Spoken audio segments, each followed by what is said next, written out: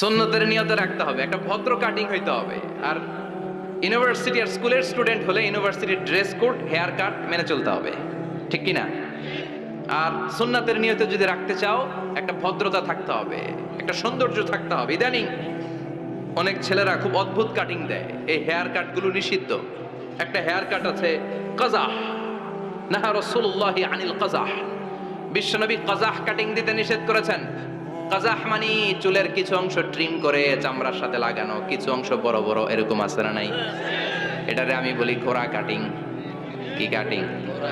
ঘোড়া কাটিং। ঘোড়ার মাথায় এরকম লম্বা চুল আছে না নাই? কেউ যদি এখানে থেকে থাকো, মাইন্ড করো না, নেক্সট ডে আর এই হেয়ার কাট নিবা না, ঠিক কি না? রাজি আছি তো? আমার যুবকরা পছন্দ করে বেশি, আমিও পছন্দ করি ওদেরকে খুব বেশি। ওরা আমার কথা বুঝে বেশি, আমিও ওদের হৃদয়ের কথা বুঝি বেশি, এজন্য এগুলো ভালোবেসে বলি। যদি কেউ নিয়ে থাকো এই নিষিদ্ধ হেয়ার কাট, সামনে আর নিবা না, ইনশাআল্লাহ। পড়ো আর জোরে ইনশাআল্লাহ। ওয়া কানা ইউফাররিকু বাইনা শা'রি, চুলের মাঝখানে বিশ্বনবী সিঁথি করতেন। আপনারা কাজী নজরুল ইসলামের ছবি দেখেছেন? দেখবেন যে উনি মাঝখানে সিঁথি করতেন। বিশ্বনবী এভাবে মাঝখানে সিঁথি করে সিঁথির মাঝখানে আতর ঢেলে দিতেন। কেন ঢেলে দিতেন? যেখানেই সেজদা দিতেন ওই জায়গায় আতরের ঘ্রাণে আমোদ হয়ে যেত। আরিদুস সদর, বুকটা ছিল প্রশস্ত। ওয়া কানা বাইনা কাতিফাইহি খাতামুন নবুওয়া, আর পিঠের মধ্যে কাজিররিল হাজালা, কবুতরের ডিমের মতো একটা মাহরুন নবুওয়া ছিল। উনি যে শেষ নবী, উনি যে প্রফেট, দ্য লাস্ট মেসেঞ্জার, এটা প্রমাণ আল্লাহ সিল মেরা দিছে। বাম দিকের কাঁধে, ডান দিকে না। কোন দিকে? সাহাবারা যারা এটা দেখেছেন তারা বলেছেন যে আমরা দেখেছি এর মধ্যে কিছু চুলও ছিল, একটু লালচে ছিল, একটু উঁচু ছিল। একদিন বিশ্বনবী বললেন, বান্দার কোনো হক আল্লাহ কোনোদিন ছেড়ে দেয় না। আল্লাহর হক আল্লাহ মাফ করে, বান্দার হকের মাফ নাই। যদিও আমি নবী, আমার উপর যদি কোনো হক থাকে বলো, আমি দিয়ে দেব। কোন সাহাবী দাঁড়ায় না। এক সাহাবী দাঁড়িয়ে বললেন, নবী, যুদ্ধের ময়দানে চাবুক চালানোর সময়, লাঠি চালানোর সময় এক কাফেরকে মারতে যেয়ে আপনার লাঠির বাড়ি আমার পিঠের মধ্যে পড়েছে।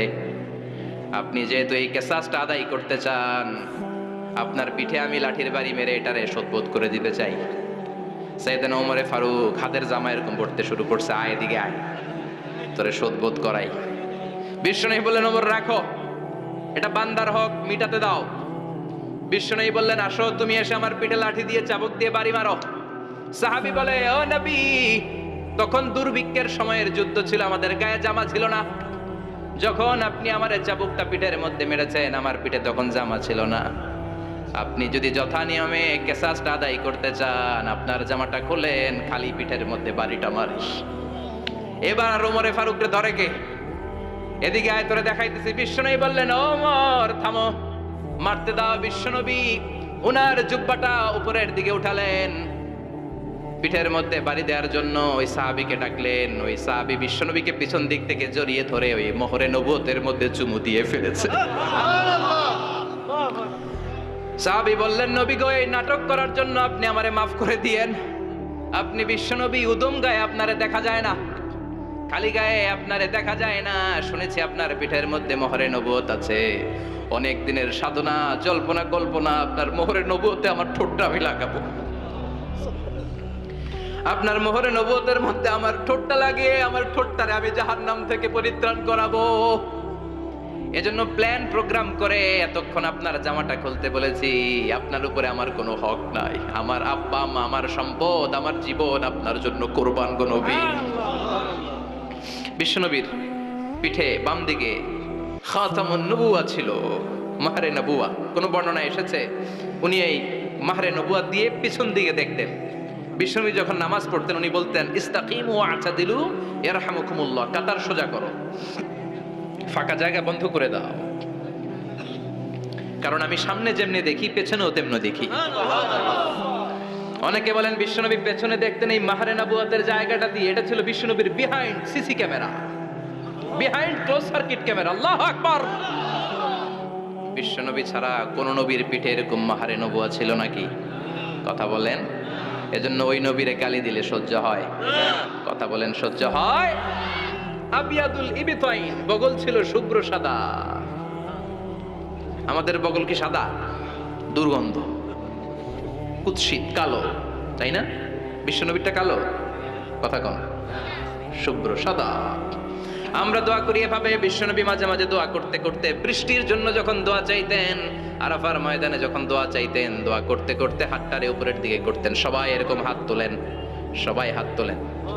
বিশ্বনবী মাঝে মাঝে আবেগের চোটে এইখান থেকে হাতটা এই জায়গায় নিয়ে যেতেন। সুবহানাল্লাহ। বিশ্বনবী যখন হাত আবেগের চোটে উপরের দিকে উঠাতেন, বিশ্বনবীর বগল দেখা যেত। সাহাবারা বলতেন হাত্তা ইরা বায়াদু ইবিতাইহি, এই সুযোগে আমরা দেখতাম ওনার বগলটা ধবধবে সাদা, কোনো দাগ ছিল না। মুস্তাওয়াল জাবিন, প্রশস্ত ললাট ছিল। আসাম্মুল আনফ, খাড়া নাক ছিল। বিশ্বনবীর নাক কিন্তু বোচা ছিল না। এরকম চ্যাপটা নাকরে আপনারা কোম্পানিগঞ্জে কি বলেন? চাকমা? কি নাক? হ্যাঁ, বুসা। নাক বুসা বা বোচা। বিশ্বনবীর নাক এই চাকমা স্টাইলে নাক ছিল না, খাড়া ছিল, খাড়া নাক ছিল। সুবহানাল্লাহ পড়ে। মুফাল্লিজুল আসনান, দাঁতগুলো ছিল পরিপাটি। বিশ্বনবীর দাঁতের দিকে তাকালে, বিশ্বনবীর হাসির দিকে তাকালে মনে হতো হাসিতে যেন মুক্তা ঝরে। বিশ্বনবী দেখতে কেমন ছিল আন্দাজ পাচ্ছেন না মোটামুটি? এই চমৎকার দেহটা নিয়ে যখন আয়নার সামনে দাঁড়াতেন, বিশ্বনবী জোস জোস পোজ দিতেন না। এখনকার ছেলেপেলেরা বলে আয়নার সামনে দাঁড়াইয়া দেই জোস জোস পোজ, আচ্ছা না নাই? বিশ্বনবী জোস জোস পোজ দিতেন না। বিশ্বনবী আয়নার সামনে দাঁড়িয়ে বলতেন আল্লাহুম্মা হাসানতা খালকি ফাহসিন খুলুকি। ও আল্লাহ, আমার চেহারাটা যেমনি আপনি সুন্দর বানিয়েছেন, আমার হৃদয়টারেও সুন্দর করে দেন। What a attitude, what an attitude! কি অ্যাটিটিউড ছিল ওনার! আমরা আয়নার সামনে সেজে পড়ে দাঁড়ালে চুলকে সাইজ করি, পাং করি, স্টাইল করে ডিজাইন করি। বিশ্বনবী সুন্দর চেহারাটা নিয়ে যখন আয়নার সামনে দাঁড়াতেন বলতেন আল্লাহ, আমার চেহারাটা যেমনি সাদা, হৃদয়টারেও সাদা করে দেন। কিছু মানুষ আছে চেহারা সাদা, হৃদয় কালো, আছে না নাই? কিছু মানুষ আছে চেহারাটা কুচকুচে কালো, অন্তরটা সাদা, এমন মানুষও আছে না নাই? বিশ্বনবীর ভেতরও সাদা, বাহিরও সাদা। সুবহানাল্লাহ। আর এই সুন্দর সাদা দেহ নিয়ে আয়নায় দাঁড়িয়ে পড়তেন আল্লাহ, চেহারা যেমনি সুন্দর, চরিত্রটাও সুন্দর করে দেয়। এজন্য আয়নার সামনে দাঁড়িয়ে এই দোয়ার দরকার আছে না নাই? পড়তে রাজি আছেন? মনে থাকবে না মাহফিল শেষ ভুলে যাবেন? মনে থাকবে? আয়নার সামনে আপনি যখন দাঁড়াবেন, আপনার স্ত্রী যখন দাঁড়াবে, আপনার বাচ্চারা যখন দাঁড়াবে, বলে দিবেন বাবা আয়নার সামনে দাঁড়ানোর দোয়া পড়ো। কত অসাধারণ দোয়া! পড়েন আওয়াজ করে আমার সাথে, আল্লাহুম্মা হাসানতা খালকি ফাহসিন খুলুকি।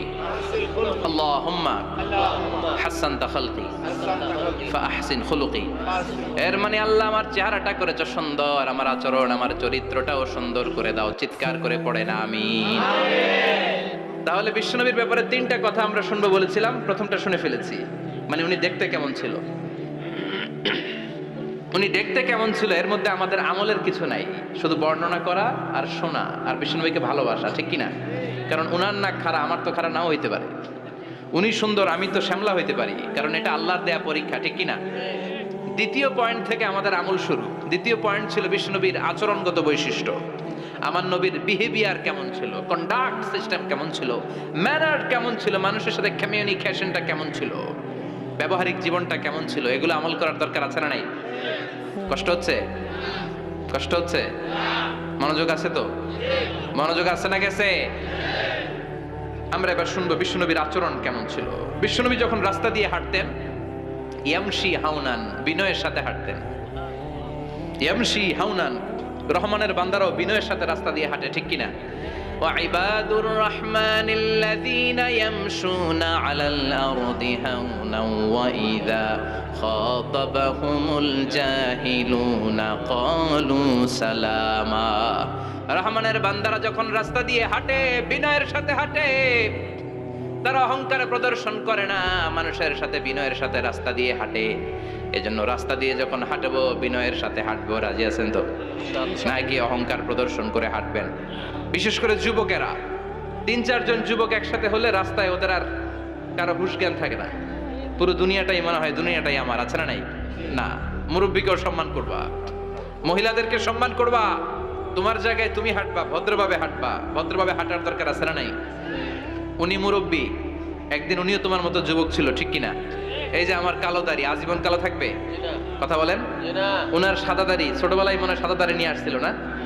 হ্যাঁ, উনিও একদিন তাগড়া যুবক ছিল, উনিও কোম্পানিগঞ্জ বাজারে দাঁড়ালে লোকজন তাকিয়ে থাকতো, ঠিক কিনা? তার মানে রং ধরা যৌবন জং ধরে শেষ। যৌবন সব সময় থাকে না, সার্টেন একটা পিরিয়ডের জন্য আল্লাহ দিয়েছে। এজন্য যুবক ভাইরা তোমাদের রক্ত গরম, তোমাদেরকে বিনয়ী হতে হবে বেশি, ঠিক কিনা? রাজি আছো তো সবাই? বিশ্বনবী বিনয়ের সাথে হাঁটতেন। ওখানা ইয়াতাবাসসাম, সবসময় মুচকি হাসতেন। কি করতেন? মুচকি হাসেন তো আপনারা? হাসেন না? মুচকি হাসবেন, কারণ মুচকি হাসতে পয়সা লাগে না। লাগে? মুচকি হাসি দেন তো একটা। এই যে সবার এখন মুচকি হাসি, পয়সা লাগছে? কথা কর। তাবাসসুমুকা ফি ওয়াজহি আখিকা সাদাকা, you smile to your brother, it's a charity. তুমি তোমার ভাইয়ের দিকে তাকিয়ে যে মুচকি হাসবে, এত সদকা দেওয়ার সওয়াব হয়ে যাবে। সুবহানাল্লাহ। বিশ্বনবী সব সময় মুচকি হাসতেন। হাসি তিন ধরনের, তাবাসসুম, দিহিক, কাহকাহা। কাহকাহা মানে অট্ট হাসি, আলিফ লাইলার দত্তরা যেমন হাসি দেয় ওই হাসি। এটা নামাজের মধ্যে কেউ দিলে নামাজও শেষ, ওযুও শেষ। আর দিহিক, হালকা আওয়াজে হাসি, সামান্য দাঁত দেখা যায় মাঝে মাঝে বিশ্বনবী মজা করে এরকম হাসি দিতেন, কিন্তু সব সময় বিশ্বনবীর ঠোঁটের মধ্যে মুচকি হাসি লেগেই থাকতো। তাহলে আমরা বিনয়ের সাথে হাঁটবো, নাম্বার 1। নাম্বার 2, সবসময় মুচকি হাসবো। রাজি আছেন? ঘরে যেই স্ত্রীকে একটা মুচকি হাসি দিবেন, আজকে রাতেই দিবেন, যেই একটা মুচকি হাসি। রাজি আছেন? হ্যাঁ, ভালোবাসা বাড়াই দিবে কে? কথা কয় না। ভালোবাসার কথা আসলে আওয়াজ কমে যায়। ভালোবাসার কথাও কোরআনে আছে না নাই? আল্লাহু আকবার। আল্লাহ দাম্পত্য জীবনের ভালোবাসা তুমি বাড়িয়ে দাও। আমিন। ইদাল তাফাতা ইলতাফাতা জামিআন। এই দুই একজন ওঠা বসা করতেছে কেন? ওঠা বসা করা যাবে না, বসেন। আর অল্প কয়েক মিনিট কথা বলবো। এখানে তো অনেক বিশৃঙ্খল, আমি তো বলতেছি না কিছু, অনেক বিশৃঙ্খল হয়ে গেছে মাহফিলটা। ওঠা বসা করা যাবে না, বসেন। 2-4 মিনিট কথা বলে আমরা একসাথে বিদায় নিব, কারণ এই মাহফিলগুলোর একটা সৌন্দর্য আছে। আপনি ওঠা বসা করলে সৌন্দর্যটা নষ্ট হয়। আপনি কি মনে করছেন শুধু এই মিডিয়া কর্মীরাই ভিডিও করে, ফেরেশতাদের ভিডিও নাই? ওয়া কুল্লা শাইইন আহসাইনাহু ফি ইমামিম মুবিন। ফেরেশতাদের ভিডিও ক্যামেরার নাম ইমামুম মুবিন। সুবহানাল্লাহ পড়েন। এই ইমামুম মুবিন নামক ক্যামকর্ডার, এটা দিয়ে তারা রেকর্ড করে নিয়ে যায়। এজন্য ওঠা বসা করলে এটা সুন্দর লাগবে? কথা বলেন। আর উঠবেন কেউ? আর কয়েক মিনিট কথা বলবো, আমরা কেউ উঠবো না ইনশাআল্লাহ। পড়েন। ইদাল তাফাতা ইলতাফাতা জামিআন। বিশ্বনবীর যদি ডানে বায়ে কোথাও তাকানোর দরকার হতো, উনি আর চোখে তাকাতেন না। অনেকে এইভাবে বসে আছে, ডানে এমনে তাকায়, এমনে আছে না নাই? এইভাবে এমনে তাকায়, আছে না নাই? এভাবে তাকানো যাবে না। বিশ্বনবী ডানে তাকানোর দরকার হলে ইলতাফাতা জামিআন, অ্যাবাউট টার্ন, ঘুরে যেতেন, ঘুরে এইভাবে তাকাতেন। আবার বায়ে তাকানোর দরকার হলে বুকটা নিয়ে, শরীরটা নিয়ে ঘুরে যেতেন, এইভাবে তাকাতেন। সুবহানাল্লাহ পড়বেন না? আর চোখে তাকানো কি ভালো স্বভাব? বিশ্বনবী ইদাল তাফাতা ইলতাফাতা জামিআন, যেদিকে তাকাবেন ওদিকে ফুললি মনোনিবেশ করতেন, তারপরে তাকাতেন। সুবহানাল্লাহ পড়েন। ওয়া কানা মুস্তাহিয়ান, লাজুক ছিলেন, বেশ লাজুক। এখন সমাজে লাজুকতা নাই, লাজ শরম আমরা হারাতে বসেছি, ঠিক কিনা?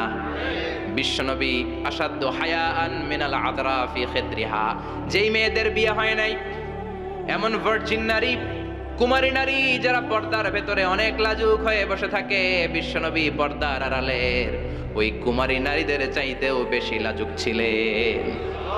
এত লাজুক ছিলেন, এত লাজুক ছিলেন, লজ্জা পেলে চেহারাটা বিশ্বনবী লাল হয়ে যেত। ছোট্টবেলায় হালিমাতুস সাদিয়ার বাড়িতে যখন দুধ খেতে গিয়েছিলেন, বিশ্বনবীর দুধমা হালিমাতুস সাদিয়া বলে, এই কুরাইশি মোহাম্মদ ছেলেটাকে কখনো কাঁদতে দেখি নাই। ক্ষুধা লাগলেও কাঁদে না, ব্যথা পেলেও কাঁদে না, শুধু লজ্জাস্থানের জায়গা থেকে কাপড়টা একটু সরে গেলে ছোট্ট মোহাম্মদ চিৎকার দিয়ে ওঠে। কি বুঝে সে? ক্ষুধা লাগলেও কাঁদতো না, ব্যথা পেলেও কাঁদতো না, লজ্জাস্থানের জায়গা থেকে কাপড় সরে গেলে বিশ্বনবী চিৎকার দিয়ে উঠতেন। সুবহানাল্লাহ পড়েন। এজন্য লজ্জা শরমের দরকার আছে না নাই? ইযা লাম তাস্তাহি ফাসনা মা শিতা। যদি লজ্জা শরম না থাকে, যা মন চাই তাই করতে পারো। এটা আমাদের বাংলাদেশে ব্যাপক। লাজ শরম কিচ্ছু নাই, যে যেটার যোগ্য না সে সেইটা করতে যায়, ঠিক কিনা? এই যে হিরো আলমের মনোনয়ন নিয়ে টানাটানি, কোনো লজ্জা শরম আছে? আমার যোগ্যতা থাকতে হবে না? আমাকে রাজনীতি জানতে হবে না? আমাকে যদি আজকে বলে মিজানুর রহমান আজহারী আপনি অনেক কোয়ালিফাইড লোক, আপনি কালকেই দেশের প্রধানমন্ত্রী, আমি ওই জায়গায় বেহুশ। কারণ আমার নাই কোনো রাজনৈতিক জ্ঞান, নাই কোনো ডিপ্লোম্যাটিক জ্ঞান, নাই কোনো কূটনৈতিক জ্ঞান, এই কাজ আমার নয়। এজন্য লাজুকতার বড় দরকার। যেখানে যার বসা দরকার সে সেখানে যাবে। কিয়ামতের আগে যেই লোক যেই চেয়ারে বসার দরকার ওই লোক ওই চেয়ারে বসবে না। এটা হলো কিয়ামতের আলামত। জোরে কোন ঠিক কিনা? সভাপতি হওয়ার যোগ্যতা নাই, সভাপতি হয়, আছে না নাই? সেক্রেটারি হওয়ার যোগ্যতা নাই, সেক্রেটারি হয়, এরকম সমাজে আছে না নাই? নেতা হওয়ার যোগ্যতা নাই, নেতা হয়, আছে না নাই? সবগুলো কিয়ামতের আলামত। আমার বিশ্বনবী এমন লাজুক ছিলেন, বিশ্বনবীর মতো এমন লাজুক নবী আর কেউ ছিল নাকি? কথা বলেন। ওয়াকানা আসহাবুল মাইমানা, বিষ্ণুবী ডানপন্থী ছিলেন। কি পন্থী? কি পন্থী? মুষ্টিবদ্ধ ডান হাতটাকে এরকম উপরের দিকে করেন আর চিৎকার করে বলেন বিশ্বনবী কোন পন্থী ছিল? আমরা কোন পন্থী? জান্নাতে কারা ঢুকবে? কোন বামপন্থীর স্থান জান্নাতের ভেতরে হবে? চিৎকার করে বলেন কোন নাস্তিক জান্নাতে ঢুকতে পারবে? এজন্য নবীদের মতো ডানপন্থী হতে হবে। যেরকম ঠিক কিনা? বিশ্বনবী সব ভালো কাজগুলো ডান দিক দিয়ে করতে পছন্দ করতেন। জামা পরলে ডান দিক দিয়ে, খাবার বিতরণ করলে ডান দিক দিয়ে, মুসাফা করা শুরু করলে ডান দিক দিয়ে, ডান দিক দিয়ে ভালো কাজ বিশ্বনবী পছন্দ করতেন। সুবহানাল্লাহ পড়েন। আসহাবুল মাইমানা, বিশ্বনবী মেহমানদারি করতে পছন্দ করতেন। আমরা করি তো? মেহমানদারি করান? মেহমান ঘরে আসলে ভালো লাগে? খারাপ লাগে কার কার দেখি? সবার ভালো লাগে, কিন্তু আমরা অনেকে খুশি হই না। মেহমান আসলে নাখোশ হই, নিজে খাইতে পাই না। মেহমান আইছে কে? খাওয়ামো করতে, খাওয়ান নাই, যেন ও খাওয়ান বানাইছে। খাওয়ান পাঠায় কে? আল্লাহ। রিজিক দেয় কে? আল্লাহ। গোটা বিশ্বের সবাই মিলে আমরা একটা চাল বানাতে পারবো নাকি? ও মিয়া চাইনিজ চাউল না, চাইনিজ ডিম না, ওগুলা সবাই পারে, ঠিক কিনা?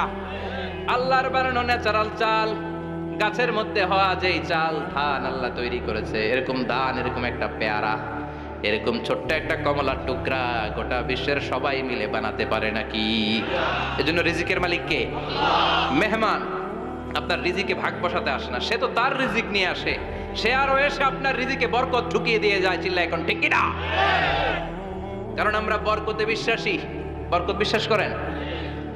5 লাখ টাকা মাসে কামায়, ডাইন হাতে বা হাতে, আছে না নাই? হালাল হারাম ইচ্ছা মতো কামায়, মাস শেষে কিচ্ছু থাকে না, এরকম টাকাই আছে না নাই? হসপিটালের একটা বিল পরিশোধ করতে 3 লাখ চলে যায়, ঋণের বোঝায় জর্জরিত, রাতে ঘুম নাই, তার মানে বরকত নাই। আরেকজনের বেতন 20,000, কয় হাজার? বাড়ি ভাড়া 6,000, বাজার খরচ 6,000, ছেলে মেয়ের স্কুলের বেতন 6,000, বেড়ায় দান করে আরো 1,000, আরো থাকে। সুবহানাল্লাহ পড়েন। দিস ইজ কল্ড বারাকা। 20,000-এর বেতনের ভেতরে বারাকা ছিল। 5 লক্ষ ইনকাম, 1 টাকাও নাই, ঠিক কিনা? এজন্য কোটি টাকার মালিক দেখলে মনে করবেন না অনেক সুখ। এই দুনিয়ার জীবনটা ধোঁকা, মোহাচ্ছন্ন হয়ে আছি আমরা। এটা ধোঁকা, এটা মরিচিকা, এটা চাকচিক্যময় একটা জায়গা। মৃত্যুর পর মনে হবে একটা দুঃস্বপ্ন ঘটেছিল আমার। বিশাল এক জগৎ পড়ে আছে সামনে। দুনিয়াটাই ধোঁকা, দুনিয়াটাই মোহের জায়গা। আমরা সবাই মোহাচ্ছন্ন হয়ে আছি। দুনিয়ার উদাহরণ হলো 3টা লাশ আর 4টা স্বর্ণের টুকরার সমান। 3 জন যুবক কাজের জন্য বেরিয়েছে, পথিমধ্যে 4টা স্বর্ণের টুকরা পেয়েছে। যুবক কয়টা? স্বর্ণ পাইছে কয়টা? মহা খুশি, খুশিতে বাকবাকুম। 4টা স্বর্ণের বড় বড় টুকরা পেয়েছে। আমরা আজীবন খেলে বসে খেয়ে যেতে পারবো, কিচ্ছু লাগবে না আমাদের। 3 বন্ধু বলে ভাগ করি, আরেকজন বলে ক্ষুধা লাগছে। একজন যা বাজার থেকে রুটি কিনে নিয়ে আয়, খাওয়ার পরে ভাগ করবো। একজন রুটি কিনতে গেল, শয়তান 2টারে বুঝায় ওইটারে মারতে পারলে 1 ভাগ বটোয়ারা সহজ হবে। তোরা 2 জন স্বর্ণ 4টা, তুই নিবি 2টা, ও নিবে 2টা। হিসাব সহজ না? 2 বন্ধু প্ল্যান করছে, ওইটারে মাইরা তুই 2টা, আমি 2টা। যেটা রুটি আনতে গেছে প্ল্যান করেছে, রুটির মধ্যে বিষ মিশায় নেই। কি মিশাবো? বিষ। তাহলে বিষ খাওয়া রুটি খেয়ে ওই 2টা শেষ, সব পাবে আমি পাবো। ভাগাভাগির কিছু নাই, সব যাবে আমার কাছে। 4টা স্বর্ণের টুকরার মালিক আমি। রুটির মধ্যে বিষ মেখে নিয়ে এসেছে। ওই 2 বন্ধু প্ল্যান অনুযায়ী ওইটারে ধরে মেরে ফেলছে। এবার মহা খুশি। এক বন্ধু কয় এবার তো ভাগ বটরা আর কিছু নাই, তুই 2টা, আমি 2টা, আগে খাইয়া লই। আগে খাওয়ার পরে এই দুইটাও নাই। তিনটা লাশ, চারটা স্বর্ণের টুকরা, এটাই তো দুনিয়ার জীবন, ঠিক কিনা? আসল জীবন কবর থেকে শুরু হবে, কোন ঠিক কিনা? একদিন মাটির ভেতরে হবে ঘরে মন আমার, কেন বাঁধো দালান ঘরে মন আমার, কেন বাঁধো দালান ঘর, ঠিক কিনা? দুনিয়ার জীবন আসল জীবন না, এটা মরিচিকা, এটা ধোঁকা, এটা মোহ, এটা শয়তানের চাকচিক্য। আসল জীবন কবরের জীবন, আসল জীবন সামনে পড়ে আছে, জন্য বরকতে বিশ্বাস করি আমরা, ঠিক কিনা? ল্যান্ড ক্রুজার দাপিয়ে বেড়ায়, বড় বড় টাওয়ারের মালিক, অনেক সম্পদের মালিক, এটা দেখেই মনে করবেন না অনেক সুখে আছে, ঘরে যেয়ে দেখেন কোনো সুখ নাই, ঠিক কিনা? সাধারণত টাকা যার বেশি দুঃখ তার বেশি, টাকা যার কম সুখ তার বেশি। সুবহানাল্লাহ পড়েন। আল কানাআতু মিনাল ইসলাম। এজন্য আমার শ্রমিক ভাইয়েরা, আপনাদের এক পা জান্নাতে এমনি ঢুকে আছে। নামাজ পড়বেন, মা বাবার খেদমত করবেন, ইসলামের নিয়মগুলো মানবেন, দ্বিতীয় পাটাও জান্নাতে ঢুকায় দিবে কে? আল্লাহ। আর যারা কোটি কোটি টাকার পাহাড় বানিয়েছে, ওদের হিসাবের ফিরিস্তি অনেক বড়। বিশাল বাড়ির মালিক, ল্যান্ড ক্রুজার চালায়, সাব্রোলেট চালায়, পোরশে, ফারারে, ল্যাম্বরগিনি চালায়, আছে না নাই? ঘরে সুখ নাই, রাতে ঘুম নাই, টেনশন আর টেনশন, 4টা ট্যাবলেট খেয়ে আধা ঘন্টা ঘুমাতে পারে না, এরকম ধনী আছে না নাই? সব ধনীরা আবার এক পাল্লাই মাইপেন না। হালাল পন্থায় মাথার ঘাম পায়ে ফেলে যেই ধনী ব্যবসায়ীরা বড়লোক হয়েছে, ওদের ঘরে ঠিকই শান্তি আছে। তার মানে টাকা যার বেশি, ওষুধ তার বেশি, কিচ্ছু খেতে পারে না। দেখবেন ধনীদের খাবারের ডায়েটে থাকে ভেজিটেবলস আইটেম, ঠিক কিনা? এমনি হজম হয় না, আবার ডাক্তারের কাছে গেলে বলে কিচ্ছু খাবেন না, খালি ঘাস খাবেন। কি খাবেন? মানে ভেজিটেবল খাবেন, সবজি খাবেন তো সুস্থ থাকবেন, আছে না নাই? ঘুম নাই, শান্তি নাই। এই যে কোম্পানিগঞ্জ বাজারের যারা কুলি মজুর শ্রমিক, এদের ঘুমে ঝামেলা আছে? কথা বলেন। ধনী পয়সাওয়ালা কোটিপতি, সে ঘুমের ট্যাবলেট খায়, ঘুমের জন্য যে ট্যাবলেট লাগে রিক্সাওয়ালা ওইটাই জানে না, ঠিক কিনা? 1000 কোটি টাকার মালিক হলে বাড়ি কিনা যায়, গাড়ি কিনা যায়, সুখ কিনা যায় না।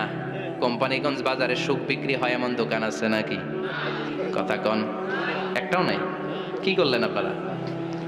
সুখের দোকান দিতে পারলেন না? কি আজীব তামাশা! টাকা দিয়ে সুখ কিনা যায় না, গাড়ি কিনা যায়, বাড়ি কিনা যায়, কিন্তু সুখ নো ওয়ে, কেনা যায় না। টাকা হলে জাজিম কিনা যায়, বালিশ কিনা যায়, ঘুম কিনা যায় না। ঘুম কিনা যায়? ফার্মেসিতে ডাক্তারের কাছে যে যদি বলেন 2000 টাকার ঘুম দেন, দিবে? ডাক্তার কি বলবে? দূর মিয়া, আমারই ঘুম আসে না, তোমারে আমি ঘুম বিক্রি করব। আচ্ছা না নাই? শ্রমিক ভাই, রিক্সাওয়ালাদের ঘুমের ঝামেলা নাই, যেখানে রাই তো এখানেই, যেখানে রাই তো এখানেই কাই। ওর মাথা লাগতে দেরি বিছানায়, নাক ডাকতে দেরি হয়, ওর নাকের ডাকের আওয়াজে ট্রাকের ইঞ্জিনও ফেল, ঠিক কিনা? এজন্য আমরা বরকতে বিশ্বাসী। অল্প খাবো, অল্প পড়বো, অল্প জমাবো, অল্পের ভেতর বরকত দিয়েছে কে? এজন্য মেহমান আসলে বিশ্বনবী খুশি হতেন, আমরাও মেহমান আসলে খুশি হব। রাজি আছি না নাই? সবাই রাজি? মেহমানদারি করাবেন তো? এরপরে বিশ্বনবী ইনসাফ করতেন। কি করতেন? ইনসাফ করতেন। বিচার করার সময় বিশ্বনবী ইনসাফ করতেন। গোটা বিশ্বকে ইনসাফ শিখিয়েছেন বিশ্বনবী। আমাদের দেশেও তো ইনসাফ হয় না? হাইকোর্টে, সুপ্রিম কোর্টে, গ্রাম্য সালিশে আছে, আছে। আহকামুল হাকিমিনের দরবারে সবগুলো বিচার আবার বসবে। চিল্লায় বলেন ঠিক কিনা? মিয়া, দুনিয়াতে বিচারপতি বিচারের রায় দেয়, ওই বিচারপতিরও বিচার আছে না নাই? সবচেয়ে বড় বিচারপতির নাম কি? বিশ্বনবী ইনসাফ করে গোটা বিশ্বকে দেখিয়ে গেলেন কেমন করে বিচার করতে হয়। বিশ্বনবীর কাছে কখনো বিচার আসলে বিশ্বনবী দুই পক্ষের কথা শুনে রায় দিতেন। পড়েন সুবহানাল্লাহ। সব সময় দুই পক্ষের কথা শুনে রায়। এখন কি দুই পক্ষকে সমান প্রিভিলেজ দেয়া হয়? কথা বলেন। কারণ কোরআন দিয়ে বিচার হয় না। কোরআন দিয়ে বিচার হোক আমরা চাই কি চাই না? আমার সংসদ ভবনের ভেতরে কোরআনের আইন দিয়ে সংসদ ভবন কায়েম হোক আমরা চাই কি চাই না? সেনাবাহিনীর ভেতরে দরবার হলগুলোতে যখন আলোচনা বসে কোরআন মাঝখানে থাকবে। চিল্লায় বলেন ঠিক কিনা? দেশের সবগুলো ক্যান্টনমেন্টের ভেতরে কোরআন থাকার দরকার আছে না নাই? সবগুলো আদালতের ভেতরে কোরআন থাকার দরকার আছে না নাই? কোরআনের আইন অনুযায়ী আমার দেশের সব নিয়ম কানুন চলবে, আমরা চাই কি চাই না? এই কোরআনের আইনের বিরুদ্ধে যদি কোনো আইন পাশ করা হয়, আমরা ওই আইনের বিরুদ্ধে চিৎকার করে বলেন ঠিক কি না? আমরা এই কোরআনের জন্য সব বাজি রাখতে রাজি আছি, আমরা জীবন বাজি রাখতে রাজি আছি, আমরা দেহের তাজা রক্ত বিলিয়ে দিতে রাজি আছি, জোরে বলেন ঠিক কি না? কোরআনের জন্য কে কে ময়দানে থাকতে রাজি আছেন হাত উঁচু করে আল্লাহর দেখা।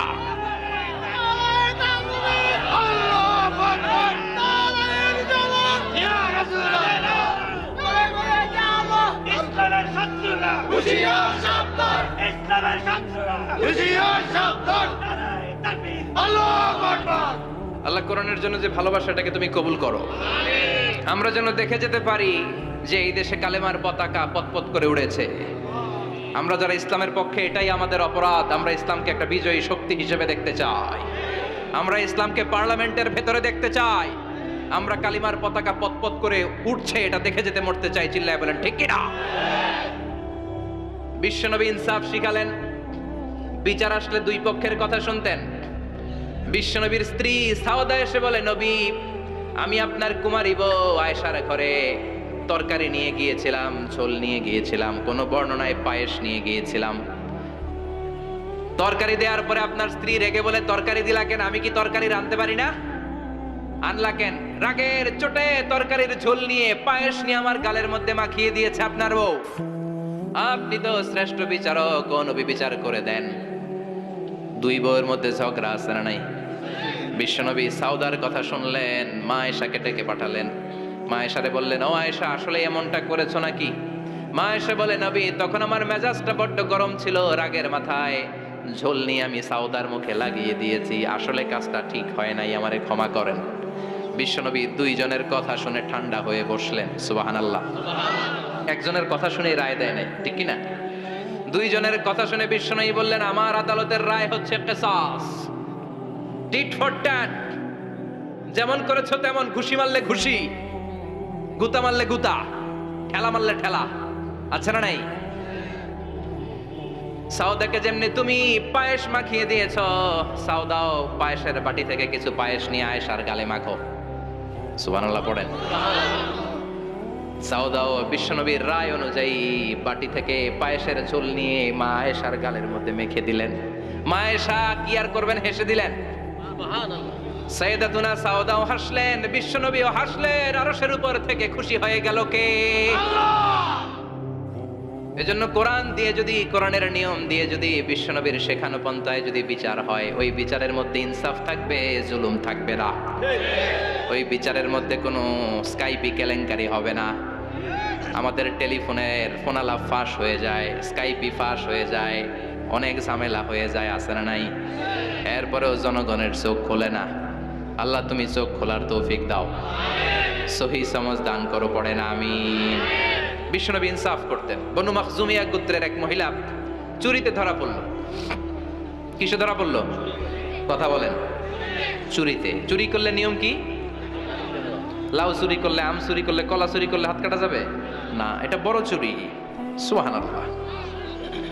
ওমরে ফারুক বলেছেন, দুর্ভিক্ষের বছরে কেউ যদি চুরি করে তার হাত কেটে দেয়া যাবে না, কারণ এটা অভাবের চুরি, এটা স্বভাবের চুরি না, ঠিক কি না?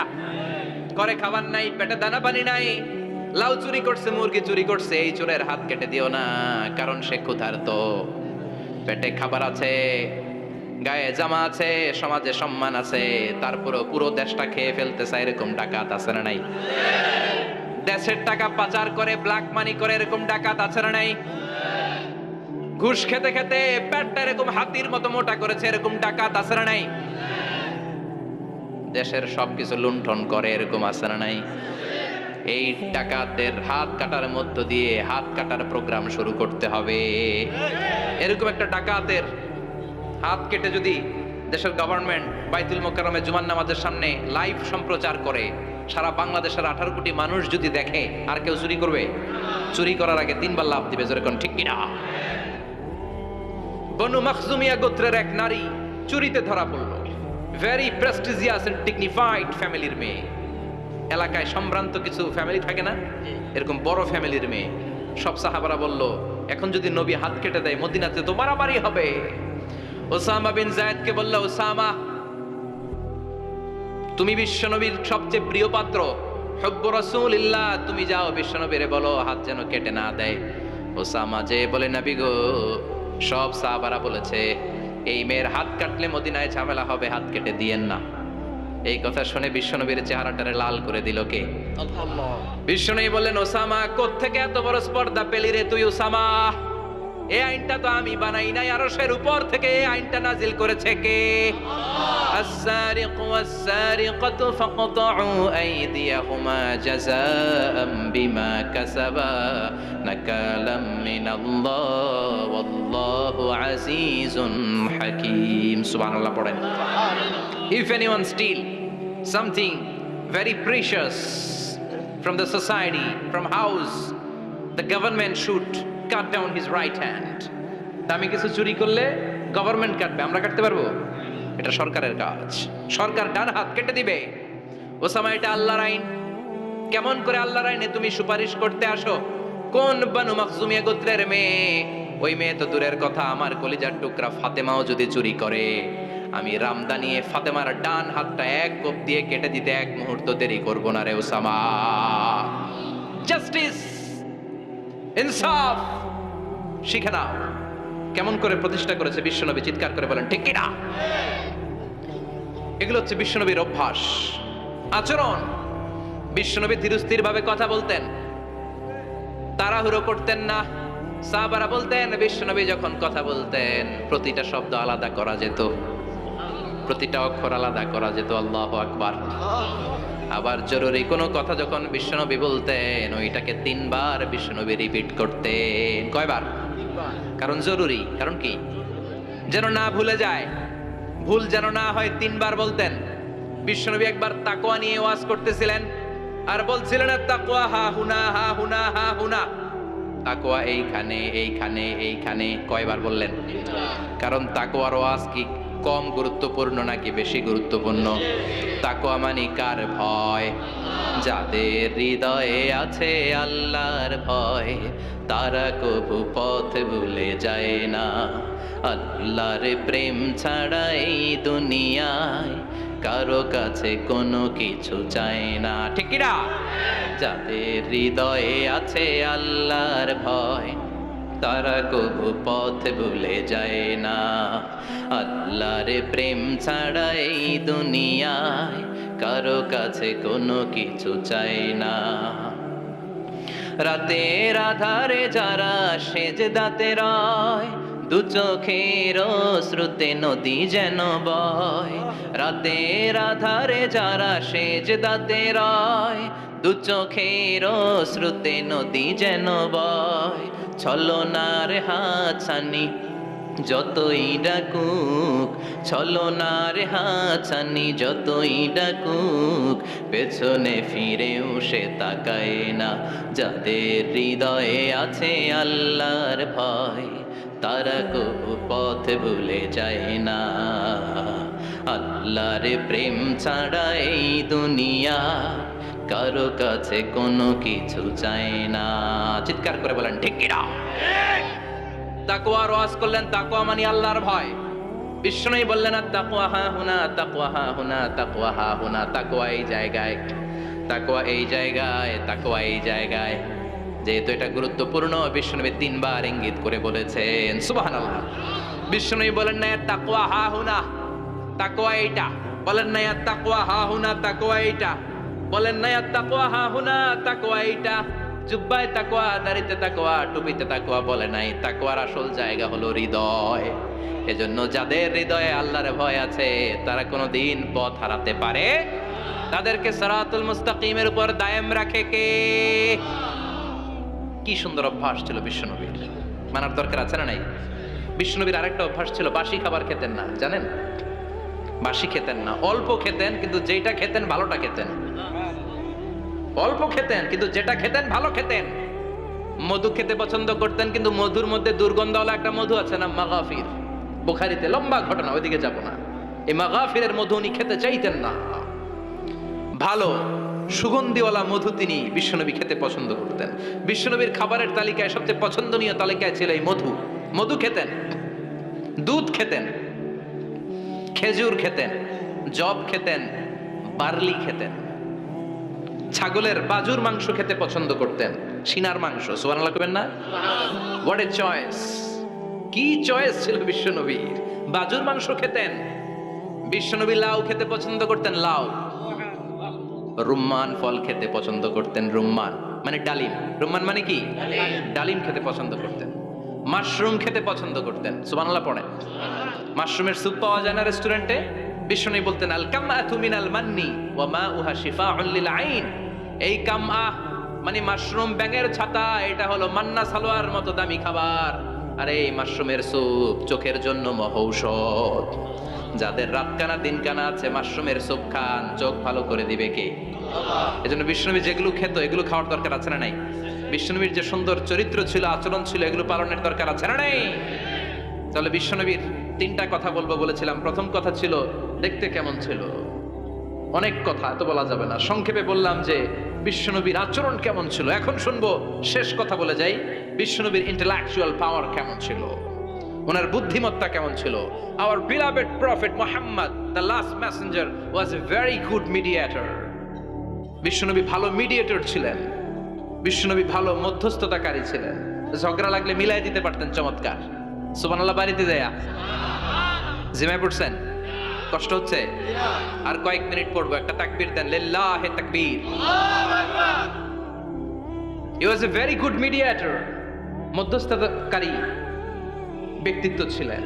স্বামী স্ত্রীর মধ্যে ঝগড়া লাগলে মিলাইয়া দিতেন, বন্ধু বন্ধু ঝগড়া মিলাইয়া দিতেন, সমাজে সমাজে মারামারি মিলাইয়া দিতেন। মক্কা থেকে মদিনায় যখন গেলেন, মদিনায় 120 বছরের একটা যুদ্ধ চলছিল, কেউ যুদ্ধটা থামাতে পারে না। বিশ্বনবী 7 দিনের ব্যবধানে যুদ্ধ থামিয়ে দিলে। Intellectual capacity, very good mediator. এজন্য বিশ্বনবীর উম্মত যারা, তাদের অভ্যাস হবে ঝগড়া লাগায় দেওয়া যাবে না, মিলায় দিতে হবে। ঠিক কিনা? আমরা যদি ঝগড়া দেখি দূর থেকে আরো লাগায় দিতে চাই, আছে না নাই? কোম্পানিগঞ্জ বাজারে ঝগড়া কয় লাখ